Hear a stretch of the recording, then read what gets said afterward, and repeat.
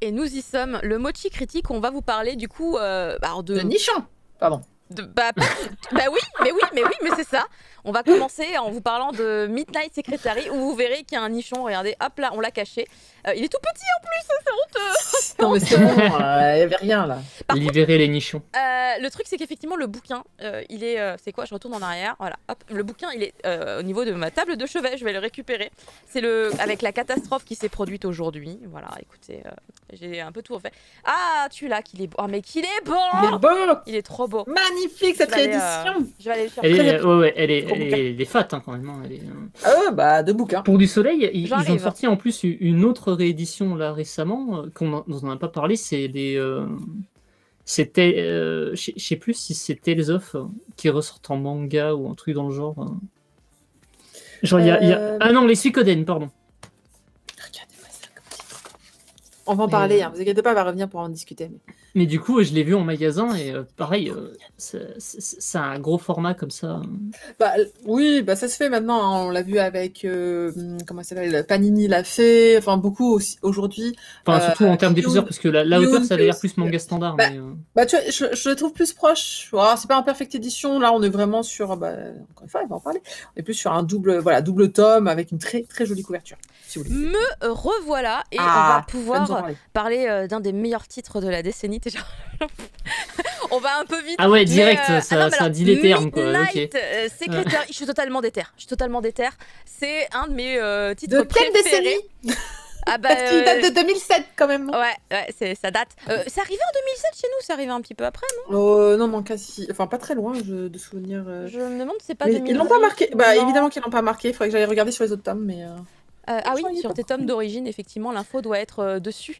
Mais je crois que ça arrivait un petit peu après, mais pas très longtemps. Mais en fait, il faut savoir que quand moi j'ai commencé à faire mes études de japonais, à savoir au début des années 2000, pas du tout, c'est faux, 2005.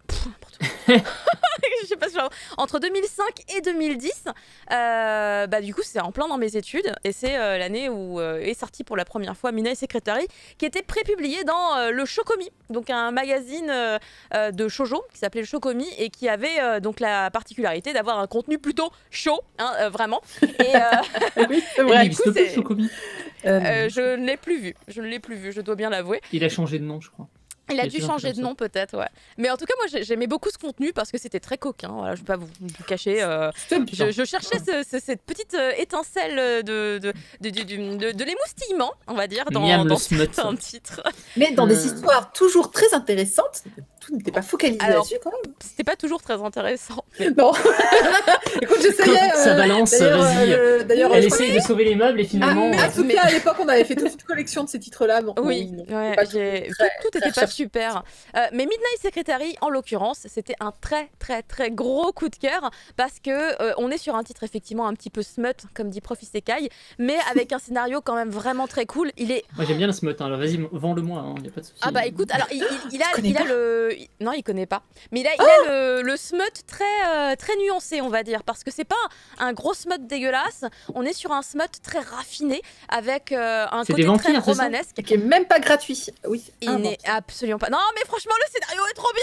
Je vous explique. Nous avons du coup dans ce titre, et comme expliquait Marcy, totalement voilà reformé d'une nouvelle manière avec quasiment du tome double. Hein. On est quasiment sur du tome double à peu de choses près, et c'est vraiment pas mal du tout. Mais franchement, alors la couverture. Il y a un petit vernis sélectif. La couverture est phénoménale. Si vous avez la première édition. C'est vous qui voyez, c'est peut-être pas la peine de changer en vrai si vous avez les 7 premiers volumes de la première édition, parce que c'est exactement le même contenu. Il n'y a pas de retraduction, c'est vraiment tout pareil. Après, le papier est quand même joli et c'est bien imprimé, enfin ça c'est quand même très ok. Mais comme c'est exactement le même contenu, je sais pas si ça vaut vraiment le coup de changer pour passer à ce format-là qui est plus grand et plus imposant. Moi, je ne les avais pas en physique, donc moi je suis très contente. Mais du coup, dans cette histoire, on va suivre une secrétaire qui s'appelle Kaya. Elle est ici, voilà. On le reconnaît bien avec ses petites lunettes et son petit côté un petit peu strict, un petit peu coincé du cul, alors qu'en fait, bon, pas vraiment. Et en fait, elle devient la secrétaire de Thomas Kyohei, qui est un directeur adjoint d'une très grosse société, évidemment. Et elle, c'est genre, tu vois, c'est l'espèce d'otaku du secrétariat. Elle est trop carrée, elle fait les trucs hyper bien, elle est incroyable. C'est genre la meilleure secrétaire possible au monde et elle veut faire les trucs vraiment carrés, tu vois. Donc pour elle c'est hyper important. En fait. Ah mais c'est incroyable comme pont, on peut faire un pont là-dessus. On peut faire un vrai pont. C'est vrai, mais en version stricte parce que Secrétaire Kim n'avait pas si strict physiquement. Ouais, alors elle y tient, elle a une vraie raison pour être stricte. Ouais, elle veut vraiment être la meilleure secrétaire. Je fais des connexions terribles, excusez-moi, c'est la fatigue, évidemment. Et en fait, donc dans cette histoire, vous voyez donc déjà les deux personnages sur les illustrations qui sont à l'écran. Vous avez alors notre directeur adjoint, je vous disais, qui s'appelle donc Kyorei. Ça faisait bizarre de retourner à on va dire des chara-design comme cela, puisqu'effectivement, je trouve que le héros masculin, en tout cas, est très daté dans son design. Il me rappelle les sémés de Boys Love de l'époque, hein, pour vous dire visuellement. L'effet triangle. Ouais, c'est ça, tu vois. Mais en fait, franchement, c'est les 3 premières pages, ça nous perturbe parce qu'on est finalement en 2021, mais ça passe très bien. Ça passe très bien au bout d'un moment, et surtout, moi, ça m'a fait replonger dans une nostalgie incroyable, puisqu'en suivant, du coup, Kaya et Kyorei, hein, tous les deux là dans leur petite romance, en fait comme c'est un titre qui n'a pas été retraduit depuis les années 2000, on a des dialogues des fois qui sont très datés aussi, genre à un moment donné il y a une blague, on le compare à un chanteur de Visual Kei et tu fais quoi? Le Visual Kei. Mais c'est So 2000 effectivement, donc il y a des petits trucs comme ça. Par contre je trouve que ça aurait été hyper cool de le retraduire et de le réadapter, parce qu'il y a genre sur les 400 pages peut-être 3 bulles. Elles sont pas cohérentes. Je me dis, peut-être que ça a été fait à une époque aussi où on était un petit peu moins pointilleux sur vraiment le côté cohérence entre toutes les bulles, tu vois. Parce qu'après, je pense pas que ce soit une faute de traduction. Je pense juste que c'est un souci d'adaptation et de relecture, que peut-être avant, il y avait moins. Et du coup, c'est dommage pour ces petits détails-là, pour vous dire à quel point j'étais à fond sur le texte aussi, et pas que sur les dessins. Et en fait, l'histoire, c'est effectivement Midnight Secretary, avec tout un aspect un peu gothique autour de ça. C'était trop la mode à l'époque, parce que notre cher directeur adjoint est en fait un vampire. C'est un vampire. Et il a besoin de boire du sang. Voilà, c'est comme ça. Donc, toutes ces rumeurs qui tournent autour de lui à base de dans son bureau il ramène quand même beaucoup de charmantes demoiselles, puis après elles ressortent de là, elles ont pas l'air en très bon état, mon dieu, mais est-ce qu'il les drogue dans son bureau? Pas du tout, en fait il boit du sang, et du coup après elles sont effectivement pas en très bon état, mais elles sont toujours vivantes. C'est une crise d'anémie, allez hop. Il y a un peu moins de sang, mais évidemment là, c'est la petite couche du smutty, tu vois, où il y a une explication également sur pourquoi est-ce qu'elles poussent des petits gémissements dans le bureau. Mais c'est parce qu'en fait, tout simplement, le goût de leur sang est meilleur quand elles se rapprochent de l'extase ou qu'elles sont dans l'extase. Et donc, c'est à cause de l'adrénaline à l'intérieur. Il y a, voilà, tu as toutes les explications du monde que tu veux, ça marchera toujours. Moi, je dirais oui, bien sûr. Oui, justification du smut, bonjour. Voilà. Et du coup, voilà, c'est comme ça que lui, il fonctionne, en tout cas, son quotidien. Alors, c'est extraordinaire également. Il excelle dans son domaine, il est très très bon. C'est un très bon directeur adjoint. Et on va doucement entrer un petit peu dans sa famille également. On découvre que donc il a un frère. Tu fais attends, mais c'est un vampire, mais il a un frère. Mais le frère, il a pas l'air d'être un vampire. C'est bizarre, mais il y a des réponses évidemment qui arrivent un peu plus tard. Et dès le premier tome, du coup, puisqu'il regroupe beaucoup plus de chapitres que les volumes initiaux. Et la relation va devenir un peu moins justement strictement professionnel, parce qu'à un moment donné, il va y avoir un petit incident où notre vampire va malheureusement devoir être obligé d'assister à un rendez-vous dans une église reconvertie en restaurant. Et en fait, il y a des choses, autant dans les clichés, genre l'ail, etc., les crucifix, ça marche pas. Mais en fait, la force de la religion des gens qui l'entourent peut lui faire du mal. Et genre, à un moment donné, il va pas bien, il s'étouffe et tout, il respire plus, il perd son énergie vitale. Et donc là, elle comprend, parce que c'est secrétaire, donc elle est H24 avec lui. C'est complètement l'effet que me fait une église, hein, pour le coup. Hein. T'as dit quoi Il est complètement con. C'est l'idée qu'il faisait d'une église. Et du coup, elle comprend qu'il va pas bien et qu'il faut qu'il boive du sang, sinon ça va pas, il va y avoir un problème. Et du coup, elle lui dit allez-y, genre en mode sacrifice, let's go, patron, allez, on y va. Et bon, du coup, voilà, il se passe ce qui doit se passer. Et là, c'est l'incroyable découverte. Ils ont franchi la limite. Qui ne fait que boire son sang un petit peu. Après, il lui dit c'est bon, merci. Non, ils vont pas jusqu'à l'extase. Il se dit non, une pauvre lichette. Voilà, il se paye un petit cocktail sanguin au poignet. Et puis voilà. Un Bloody Mary et ça repart. Exactement. C'est strictement professionnel. En tout cas, pour elle, elle essaye de se convaincre que c'est vraiment très professionnel.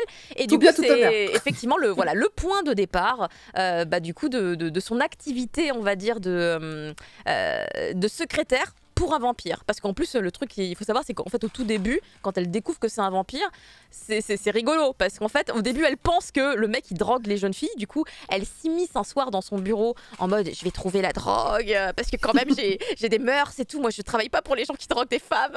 Du coup, elle s'immisce dans son bureau un soir. Et là, pas de bol, c'est un soir où il ramène quelqu'un. Et là, c'est là qu'elle voit il a des crocs. Mais il est en train de la croquer. Il se passe un truc. Et du coup, c'est là qu'elle découvre toute la vérité et qu'il lui explique voilà, je suis un vampire. Non, mais de toute façon, ça sert à rien de te le cacher. Pourquoi faire de toute façon, voilà, t'es intelligente et tout. Tu sauras faire les bons choix. Je te rappelle que ta mère travaille dans ma société. Oh là là, oh là là. Ah, ça démarre. Je te menace légèrement, mais à part ça, reste avec moi, voilà. C'est mignon parce qu'on amuse la situation. Il se dit, tiens, voilà une qui est au courant, parce que d'habitude, il planque un peu quand même. Bah oui. Voilà une qui est au courant, et en plus, elle est compétente. Bon, bah, on va s'amuser un peu. Oui, non, parce qu'il faut savoir, c'est qu'au départ, il voulait pas bosser avec elle parce que son petit côté strict, un peu coincé du cul et tout, il aime pas, il préfère les femmes sexy. Du coup, il voulait la virer frame 1. Tu vois, frame 1, il a fait, mais elle dégage, en fait, elle travaille pas pour moi. Et en fait, après, elle lui dit, non, mais attendez, travaillez avec moi d'abord, vous allez voir, je suis ultra compétente, je suis la meilleure dans mon domaine. Eh bien, écoutez, ce n'était pas de la blague, puisque, genre, au bout d'une semaine, il fait, mais vous ne me quittez jamais, en fait, hein, vous restez ici pour toujours. Et du coup, après, quand elle découvre que c'est un vampire, évidemment, voilà, il lui fait, non, mais en fait, vous restez, on s'en fout, vous savez que je suis un vampire, on s'en bat les reins, hein, vous restez avec moi. J'adore les commentaires du chat. Les drogués, non. Par contre, les drainés de leur sang, ça va. Je reste à votre service, patron. Exactement ça. Ouh, j'ai eu peur. Je sais que vous étiez un violeur. Non, mais c'est un vampire, ça va, ça me rassure. Elle pensait au début, quand elle a vu que c'était un vampire, elle s'est dit, mais vous voulez que je vous aide à cacher un cadavre? Et lui fait, mais quel cadavre? Et donc, elle pensait qu'il les tuait. Elle fait, tiens, regarde, touche. Elle fait, oh, c'est chaud. Mais oui, elle a encore envie. Je tue pas les gens. Voilà. Le garde-manger revient de temps en temps. C'est quoi? Il est séduit avec il n'y a pas besoin de le séduire. Vampire de séduction façon Glim. Il n'y a même pas besoin de les séduire. Des poules de luxe, ce monsieur, parce que comme il est directeur, grande famille, tout ça, déjà, elles viennent toutes à lui. En fait, c'est du travail aussi, puisque comme c'est des filles de grands PDG, etc., c'est du business aussi, en un sens, pour la boîte. Et du coup, le business, il y a un moment, justement, où il y a une de ses filles, le père a fait faillite, et du coup, il dit à sa secrétaire, Jacqueline machin, là, elle revient plus, hein. Tu coupes machin. Parce que du coup, comme secrétaire, elle doit aussi leur envoyer des cadeaux, elle doit aussi, elle entretient la relation des filles. En plus, tu vois, pour voilà, elle leur appelle le petit taxi, elle s'assure qu'elle rentre bien chez elle et tout, quoi. Elle fait le taf, hein. D'accord. Et donc lui, il est bien content qu'elle soit au courant maintenant parce que ça lui évite. D'où le titre, la secrétaire de minuit, parce que du coup, elle est dans la confidence. Du coup, elle doit bosser pas mal le soir en plus. Mais bon, après, évidemment, en fait, ça prend assez vite. Hein, c'est ça qui était très cool, c'est que ça se lit finalement assez rapidement. On arrive vite dans l'intrigue principale, qui est que ils vont entrer dans une relation qui va être un peu plus qu'une relation professionnelle. Et après le petit moment, oups. Voilà, il va y avoir des combats intérieurs des deux côtés, tu vois. Ah non, mais moi je m'intéresse pas aux humaines, c'est que de la bouffe. Et de l'autre côté, ça va être, mais je ne peux pas tomber amoureuse d'un vampire, ça n'a pas de sens déjà, les vampires déjà. Et de mon patron. Et en plus de mon patron, c'est trop compliqué. Du coup, de ce côté-là, voilà, ça se bataille un peu. Puis après, il y a d'autres petits détails dont je vous laisserai découvrir directement dans le bouquin. C'est quand même plus intéressant. Mais il y a d'autres petits obstacles, on va dire, qui viennent se dresser sur le chemin. Ou alors carrément des super éléments de réponse sur l'univers. Moi, j'adore à chaque fois quand on me dit des éléments de compréhension de ah d'accord, donc là les vampires ça fonctionne de cette manière-là. Les clans vampires sont il est hyper détaillé et il y a des histoires de guerre de clans, etc. qui sont bien faites. Moi, il y a juste un truc qui m'a fait vachement tiquer, mais ça c'est parce qu'on est en 2021 et donc c'est une histoire qui est datée. Mais c'est vraiment le côté. Mais voyons, les vampires ne peuvent boire que du sang du sexe opposé. Ah oui. Ah bah dis donc, c'est pratique ça. Très pratique. Alors il y a quelqu'un qui dit c'est plus une femme à tout faire qu'une secrétaire. Alors pour être très précis dans la traduction, c'est une office lady. Les office lady au Japon, c'est un statut qui est entre l'assistante et la secrétaire et la fille. Ça fait beaucoup de trucs, qui fait le thé, qui fait, enfin vraiment c'est voilà. Donc c'est pas très étonnant. Elle fait le café, elle tire les chaussures, mais elle fait tout ce que fait une secrétaire aussi, car elle gère le planning, elle gère elle gère sa vie privée, mais elle s'en est elle-même. Elle dit à un moment. Ah, donc je te dis, c'est un terme qui est beaucoup plus utilisé au Japon que chez nous. Mais elle l'accepte en fait. Hein. Oui, parce que ça se fait. Voilà. En fait, au Japon, il faut savoir aussi recadrer d'un point de vue, on va dire, culturel. C'est qu'au Japon, c'est pas choquant. C'est d'aider la personne, pas pour les vieux. Alors, je dis souvent que c'est très différent entre la France et le Japon. Alors c'est faux, pour moi qui ai fait ce boulot-là d'assistante, j'étais assistante de grand directeur. Quand tu vas à un certain niveau de direction, tu fais du privé. Moi je suis déjà allée des week-ends chez eux pour apporter des contrats, des courriers, et ils vont te payer le taxi, aller-retour, voilà, enfin, après, les gens voient ça comme ils le veulent, mais c'est vrai qu'à un niveau de direction, je vous assure que t'appelles la femme de ménage, tu boucles les vacances avec les petits, tu fais absolument tout parce que la personne, en fait, elle est tellement l'habitude d'avoir quelqu'un qui délègue qu'au final, privé, en fait, il y a plus trop de limites à ce niveau-là. Et d'ailleurs, lui, il habite, je crois, au début, il habite déjà dans le bâtiment, enfin un truc comme ça. J'avais pas remarqué, je voyais juste que son appartement, sa chambre, elle fait 4 fois ma maison. C'est ça, ouais, la chambre, excusez-moi, l'étage du bâtiment. Quand tu vois la chambre, avec la vue incroyable. Non, voilà, c'est presque un autre monde. Mais c'est vrai que les office ladies japonaises restent quand même dans un statut à part, notamment, il y a toujours l'histoire du café. C'est un truc que j'ai par exemple quasiment jamais fait, mais elles font beaucoup le café à tout le monde, le thé à tout le monde. Tout le temps. Ça, c'est le truc que tu vois le plus, même quand tu regardes des dramas, par exemple, qui se passent dans des sociétés. D'ailleurs, ils en parlent. Elle fait partie d'un pôle de secrétaires. Elle est dédiée à lui, et puis on va voir que ça va évoluer. Et on va régulièrement voir le pôle de secrétaires intervenir dans le bouquin. Non, mais c'est bien parce que ça en apprend beaucoup sur les office ladies au Japon aussi. Exactement. C'est juste que j'avais beaucoup aimé à l'époque. Et d'ailleurs, j'avais souvent dit que si j'avais fait assistant de direction à un moment dans ma vie, c'est parce que j'avais été beaucoup influencée par son bouquin. Waouh. Je trouvais le concept intéressant. Oui, je décide de mes métiers comme ça. je constate, écoute, et tu as le droit, évidemment. Moi, c'est comme ça que j'ai décidé d'épouser un vampire. Donc... On veut avoir l'appart. Le mec, je m'en fous. J'avoue, il n'y avait pas l'appart qui allait avec. C'est une erreur, mais c'est pas grave.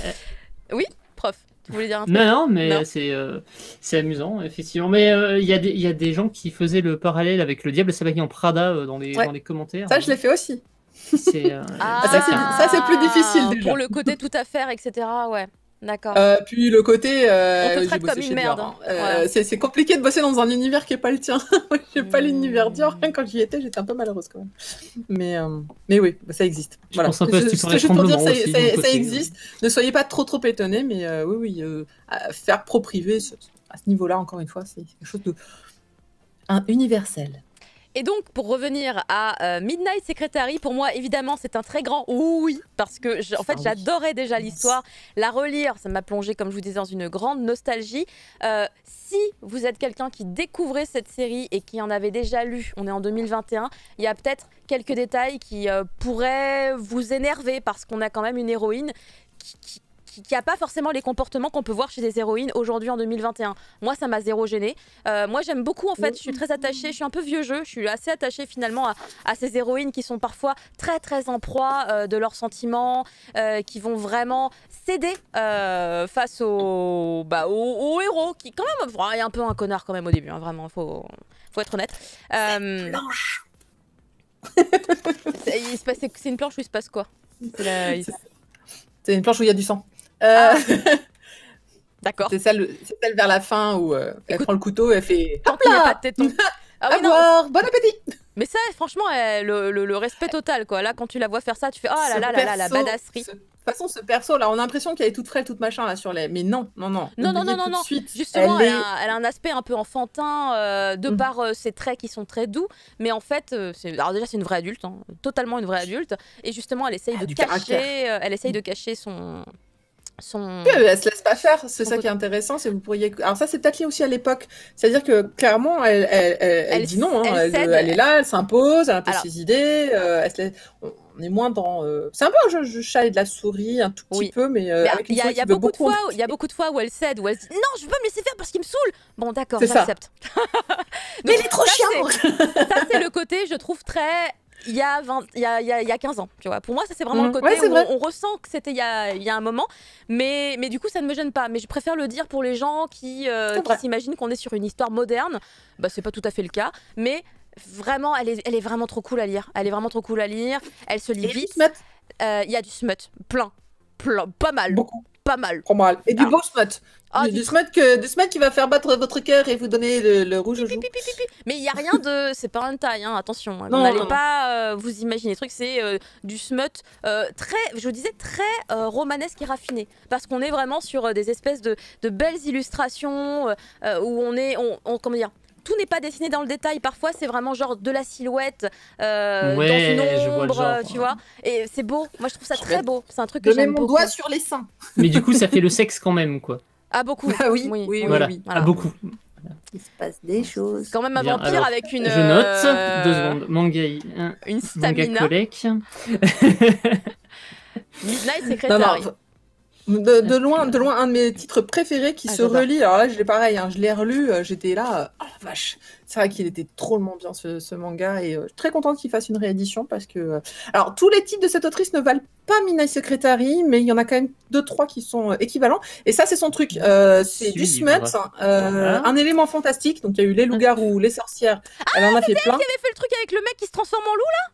Oui, enfin c'est plutôt le loup qui se transforme en mec. Oui, c'est le loup qui se transforme. Il y a des gens qui demandent c'est quoi le smut. Ah, c'est du sexy. C'est sexy plus. Sexy coquinerie. C'est érotique. Érotique, c'est bien. Érotique soft, comme un téléfilm TMC de 23h. Voilà. Ouais, non, si, c'est pas mal, c'est pas mal. C'est des films de M6 quand ça existait il y a longtemps. Du samedi. Ceux qu'on connaît. Voilà, c'est Emmanuel. Tu connais. Désolée, j'ai des vieilles références, hein, mais voilà. Non, mais je pense que Emmanuel, c'est quand même plus. Bah ouais, tu trouves? Ah oui, j'avais un souvenir d'Emmanuel tout. Ouais, c'est pas si mignon, hein. Ah ouais, c'est dimanche soir, merci, la belle couille. Les gens qui replacent les informations le dimanche soir. Et c'est Midnight Wolf. Alors, je crois que Midnight Wolf, je sais plus s'il s'appelait vraiment Midnight Wolf ou s'ils avaient rajouté Midnight pour faire comme avec machin. Mais Midnight Wolf, il était très très chouette aussi. Pareil, en 7-8 tomes. Moi, ça a été le début de vibe très particulière par rapport à l'univers érotique. De voir les. Ah oui, c'est plus poussé que du Ecchi, Nyaxos. Oui, c'est beaucoup plus poussé. Ah, totalement, puisque là, on va dans les vrais bails. Hein.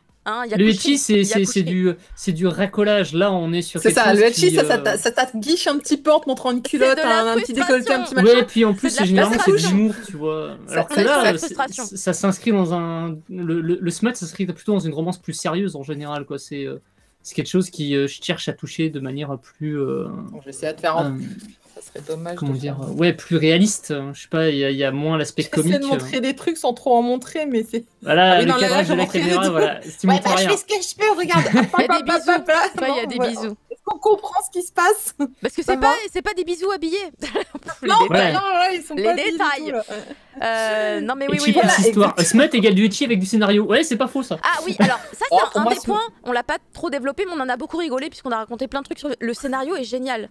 Ça, c'est un des trucs. On a parfois des titres smut, du coup, pour revenir sur ce titre tellement saut 2000. Qui sont légers. En fait, les scénarios, ils tiennent pas la route derrière. Et celui-là, je le trouve vraiment excellent. Comme tu disais, en fait, le background et tout est extrêmement bien conçu. On n'est pas sur un truc qui bat de l'aile. Et je pense que ça donne également vraiment beaucoup de concret, en fait, à l'histoire, au-delà de la relation entre les deux personnages. C'est qu'il y a plein de moments où on est vraiment sur le complot avec Bidule et tout, c'est vrai. Si vous aimez les vampires, vous pouvez y aller. Hein, non, mais vraiment, il est très bien. Et ça, c'est pas donné à tous ces titres en fait qui rentrent dans ce genre de catégorie. Vraiment, c'est pas donné à tous. D'ailleurs, pour vous dire, moi, il y a des titres de Boys Love que je trouve très réussis avec des incroyables scénarios. Du coup, je les mets un peu au même niveau que celui-ci de Midnight Secretary parce que voilà, souvent, dans le Boys Love, il y a du smut aussi, hein, du gros smut. Voilà. Souvent. Mais avec des super scénarios. Et c'est ça les trucs en fait qui manquent, je trouve parfois dans les hentai, c'est que le scénario, on crée un contexte. Un peu, mais il y en a. Après, il y en a certains, mais c'est vrai qu'il n'y en a pas beaucoup. Non, il n'y en a pas beaucoup. Mais il y en a, évidemment, il y en a, mais vraiment pas beaucoup. Voilà. Souvent, quand ça flatte les gonades, en fait, c'est des titres qui sont des... Enfin, quand tu regardes dans les hentai de France, t'as souvent des œuvres qui cherchent surtout à émoustiller avec... pas des scénarios en fait, juste c'est un chapitre, on change une histoire, il y a pas un truc qui suit et finalement t'as pas une intrigue qui vaut la peine d'être mais là justement c'est très cool. Après ça dépend de ce que vous recherchez aussi, hein. Voilà. Là on sent que évidemment le public visé est plutôt féminin, mais en vrai l'histoire pour moi elle peut être lue vraiment par tout le monde, c'est juste qu'on est vraiment beaucoup dans la tête de l'héroïne. Et c'est à ce niveau-là que peut-être le public... Par tout le monde à partir de 15 ans quand même. Hein. Bien sûr. Exactement. Mais encore une fois, voilà, l'histoire des clans, la vraie histoire, c'est justement les vampires, comment et le vampire qui est Yohei et comment il vit. Du coup, c'est Vampire Night en mieux. Bah, ça n'a rien à voir, mais. Ah, ça n'a rien à voir, c'est différent. Très différent. Je sais pas. Avec la société vampire au milieu. Alors c'est vrai que dans Vampire Milieu, il y a aussi une histoire de. Ouais, souvent des histoires de clans dans ouais, pas tout le monde, mais ouais. Sunrise te fait que des clans, hein, donc comme ça c'est réglé. Non, mais voilà, au début c'est la relation de ces deux personnages-là, et puis après on va rajouter donc du coup beaucoup de complexité vis-à-vis des vampires. C'est son régime alimentaire va changer, il va regarder, il va se faire des ennemis. Il y a le clan qui va se dire bah c'est quoi ça, il a une humaine maintenant qui l'aime un petit peu quand même, ça nous plaît pas trop, comment vivre comme ça, comment le déclarer, ses parents, parce que donc il y a sa mère qui est une vampire aussi, enfin bref, il y a tout vraiment la suite de l'histoire est complètement sur les vampires, plus que, en tout cas le premier tome. Voilà, mais heureusement il y a du smut. Mais le smut est dans chaque tome. Ah ben ça m'intéresse. Voilà, mais en tout cas voilà, c'est une reco, vous voyez, hein, vraiment de moi et Cat & Geek, on a vraiment kiffé, c'était vraiment très bien et le relire aujourd'hui c'était très très bien aussi, donc je suis très contente. On va pouvoir passer à la suite parce qu'en fait sinon on va juste continuer à dire que c'est trop bien et qu'on est très content. On peut maintenant passer à ce titre dont on n'avait pas encore parlé mais qui est sorti il y a quelques mois déjà, Lupin the Third.